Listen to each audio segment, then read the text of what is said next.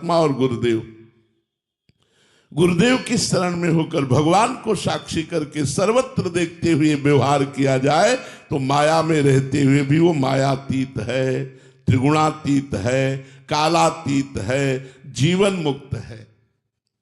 उमेश चंद्र भारद्वाज जी, राधे राधे महाराज जी। महाराज जी, आपके चरणों में कोटि कोटि प्रणाम। गुरुदेव, आपने जीवन भर संघर्ष करके कठोर साधना की, 8-10 दिन भूखे भी रहे, जब भोजन नहीं मिलता था, गंगा जल भी पीते थे, बालू भी खाने को मिला। महाराज जी आपकी ऐसी कठिन तपस्या को सुन के और देख के आत्मा काम जाती है और लगता है कि हम जैसे तो बिल्कुल भी उस कोटि की तपस्या कर ही नहीं सकते। महाराज जी, ऐसे में उपासना और भजन मार्ग कैसे पुष्ट होगा? हाँ, डिब्बा में कोई पावर नहीं होता, लेकिन इंजन से ज्यादा सवारी डिब्बा घसीटता है ट्रेन का। देखा ना, डिब्बे में 100 लोग बैठे हो सकते हैं और इंजन में 2 ही लोग बैठे हो सकते हैं, लेकिन इंजन का ठीक कनेक्शन डिब्बा से है, डिब्बा का ठीक कनेक्शन इंजन से है। तो जिस स्टेशन पर इंजन पहुंचता है वहीं डिब्बा पहुंच जाता है ना। इंजन बनाने में और डिब्बा बनाने में बड़ा अंतराय है, बड़ी मशीनरी लगी इंजन बनाने में, लेकिन जो इंजन यात्रा करता है वही यात्रा डिब्बा करता है। तो आप ये समझ लो, संत हैं इंजन और आप सब हैं डिब्बा। अगर आपका कनेक्शन सही है तो आप सैकड़ों को लेकर के वहीं पहुंच जाएंगे जहां संत पहुंचते हैं। आपको तपस्या करने की जरूरत नहीं है, आपको उनकी तपस्या के द्वारा अनुभूत वचनों को मानने की जरूरत है। वो जैसी आज्ञा कर रहे वैसा मान लो तो आप अपने परिवार सहित, अपने मित्रों सहित वहीं पहुंच जाएंगे जहां संत को पहुंचना है। संत तो भगवान के द्वारा निर्माण होता है, संत का जीवन भगवान के द्वारा निर्माण होता है। वो अगर सही माने में पूछो तो भगवान की कृपा के बिना संत बना ही नहीं जा सकता। वो भगवान कसते हैं सैकड़ों का कल्याण करने के लिए, लोक का कल्याण करने के लिए एक संत तैयार कर देते हैं, करोड़ों का कल्याण कर लेता है, असंख्यों का कल्याण कर देता है। तो हम स्वयं उस कोटि के बन जाएं ऐसा तो भगवान ही बना सकते हैं, लेकिन उनके शरण में होकर उनकी आज्ञा का पालन करते हम वहीं पहुंच जाएंगे जहां वो पहुंचेंगे, इसमें कोई संशय नहीं। आप बात समझ रहे ना? नीलकंठ जी, नेपाल से, राधे राधे महाराज जी। महाराज जी, मैं एक दृष्टि हूं या दृष्टा हूं या करता हूं, मैं कौन हूं? नाम जप करो, पहले नाम जप करो, करने से करने का वेग मिटाओ। फिर जब नाम जप करते करते हृदय पवित्र होगा तो आप देखोगे आप केवल दृष्टा हो, आप करने वाले नहीं हो, आप करता नहीं हो। कर्ता और भोक्ता भाव अज्ञान में होता है, ज्ञान में नहीं। आप उसके देखने वाले हो, और वो भी तब तक जब तक ऊंचाई में नहीं पहुंचे, और जब ऊंचाई में पहुंचोगे तो दृष्टा और दृश्य ये सब गायब हो जाएगा, केवल एक भगवत स्वरूप रहेगा। जो त्रिपुटी है, दृष्टा, दर्शन, दृश्य, ये तीनों का लय हो जाता है और केवल ब्रह्माकार वृत्ति, भगवताकार वृत्ति, ये सब भजन से होगा, केवल बातों से सुनने या पढ़ लेने से नहीं होगा। जितना भजन करोगे, जितना तप करोगे, उतना हृदय पवित्र होगा, और पवित्र हृदय में गुरु प्रसाद से ज्ञान का उदय होता है। उसी ज्ञान में हम पहले दृष्टा बनते हैं और फिर दृश्य का भी लय हो करके वो दृष्टा भाव भी लय हो जाता है और ब्रह्म भाव में स्थित हो जाता है, भगवत भाव में स्थित हो जाता है। कार्तिक जी, हैदराबाद से, राधे राधे महाराज जी। महाराज जी, जब जब आप श्री जी का या उनकी लीलाओं का स्मरण करते हैं तब वह लीला आपके सामने सजीव रूप में प्रकट हो जाती है। महाराज जी, ऐसे ही हम जैसे संसारिक लोगों को भी वैसा भाव या वैसा अनुभव हो सकता है? हाँ, क्यों नहीं हो सकता। एक वैज्ञानिक कितना शोध करता है, तो क्या सबको वैज्ञानिक बनना पड़ता है क्या? उसके विज्ञान के द्वारा शोध की हुई वस्तुएं, शोध की हुई जो कार्य प्रणाली में आ रहे हैं। देखो, सहज में 10 रुपया का बल्ब लिया, लेकिन एक बल्ब तैयार करने में उस वैज्ञानिक को कितनी मानसिकता लगानी पड़ी, आप विचार कीजिए। एक बल्ब तैयार करने के लिए उसको कितना मनन करना पड़ा, कितना एकांत प्रिय होकर उस पर शोध करना पड़ा। और हम 10 रुपए का बल्ब ले आते, क्यों? उसने तैयार कर दिया। ऐसे ही संत अपने भजन बल से, अपने तप बल से जिसको चाहे उसको लीला में प्रवेश करा दे। उसके लिए उनकी आज्ञा का पालन करना, उनके अनुकूल बनना। स्वयं सातरति सातरति सा लोकांतारयति।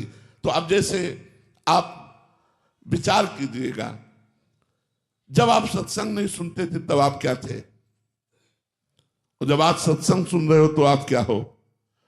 तो क्या आप ऐसे सत्संग सुन करके और आज्ञा का पालन करके लीला में प्रवेश नहीं हो सकते? आपको वो तप नहीं करना पड़ेगा जो वैज्ञानिक को शोध करना पड़ा, जो एक तपस्वी संत को शोध करना पड़ा। वो 10 वर्ष की साधना की अनुभूति को 1 सेकंड में आपके सामने रख रहा है। बस आप पकड़ लो उसे और वहीं से चल दो। तो अब जैसे मुगल सराय से ट्रेन आ रही है, मथुरा स्टेशन से क्रॉस करेगी, तो आपको जरूरी मुगल सराय में जाके चढ़ना? अपने मथुरा स्टेशन में चढ़ो। ऐसे ही हम लोग पूरी जीवन यात्रा करके आए कष्ट वाली, तो आपको जरूरी थोड़ी हो कष्ट यात्रा करो। आप यहीं वृंदावन से बैठो हमारे साथ, तो श्री जी के पास चलो। बैठना क्या होगा?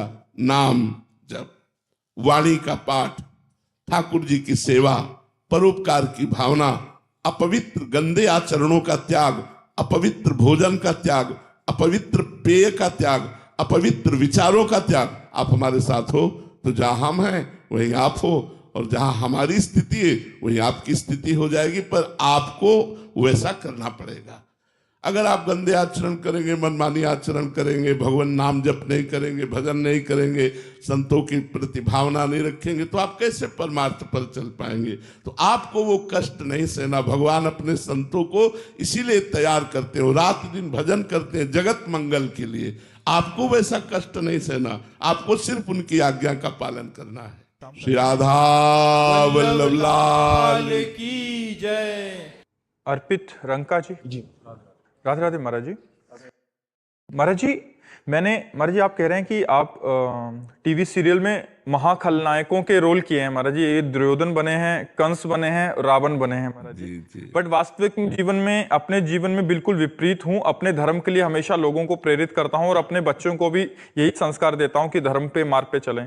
महाराज जी आप कह रहे हैं कि आपका एक सवाल है कि अभी जैसे कार्य तो बहुत अच्छे जैसे मिला और उसमें बहुत ही सफलता भी मिली, बट जो फिर अगले कार्य के मिलने के बीच की यात्रा होती है कि नया रोल मिले, नया वो मिले, वो बड़ा कठिन हो जाता है। उसमें मन विचलित हो जाता है और भविष्य और बच्चों की चिंता से मन नकारात्मक विचार आने लग जाता है।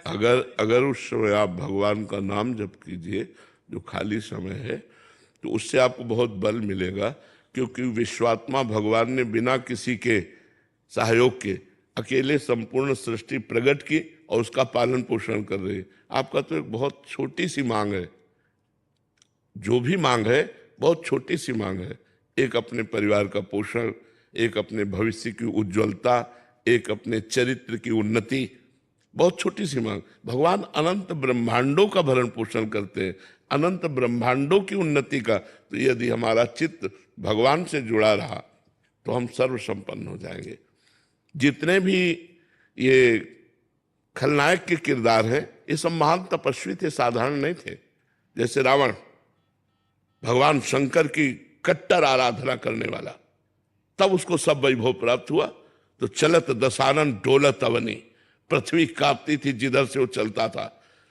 चिघाड़ कर भुजाएं ठोक देता था तो 10 दिशाएं कांप उठती थी। किसके बल से? तपस्या के बल से। कंस तपस्वी था, कालनेमी राक्षस था, तपस्या किए हुए था, उसी के तपस्या के बल से हाहाकार मचा हुआ था। तो जो भी हुए, एक उच्च कोटि के खलनायक जो भगवान से युद्ध किए, सीधे भगवान से युद्ध किए, ये सब महान तपस्वी थे, कोई साधारण नहीं थे। तो इनके पास कौन सा वैभव नहीं था? भगवान ने आलिंगन किया, चाहे क्रोध से ही सही भगवान का साक्षात दर्शन करते हुए प्राण त्याग किए। इनसे बड़ा तपस्वी और कौन हो सकता है? चाहे रावण हो, चाहे कंस हो, चाहे कुंभकर्ण हो, चाहे हिरणाक्ष हो, हिरण्यकश्यप, शिशुपाल, दंतवक्, ये सब भगवान के निज पार्षद है। तो अगर हम यहां कुछ भी प्राप्त कर पाएंगे तो तपस्या से, तप बल।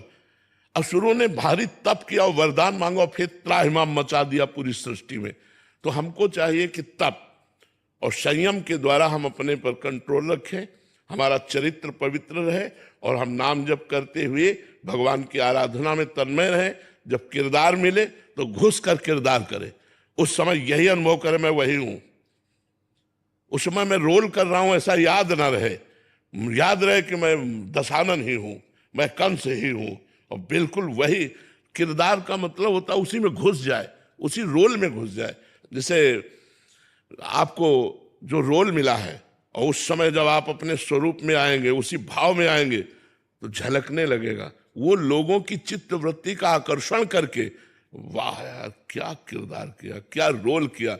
और जब आप रोल करेंगे तो केवल रोल रहेगा, और जब आप घुस कर करेंगे उसी में तो वो स्वरूप रहेगा कि उसी आवेश में एकदम आ गए, उसी आवेश में एकदम। तो वो आवेश आने के लिए तपस्या चाहिए। महाराज जी जैसे दुर्योधन का रोल कर रहे हैं तो वैसा स्वभाव तो नहीं उतरने लग जाएगा जैसे? नहीं, जनरल में नहीं उतरेगा, जनरल में नहीं उतरेगा।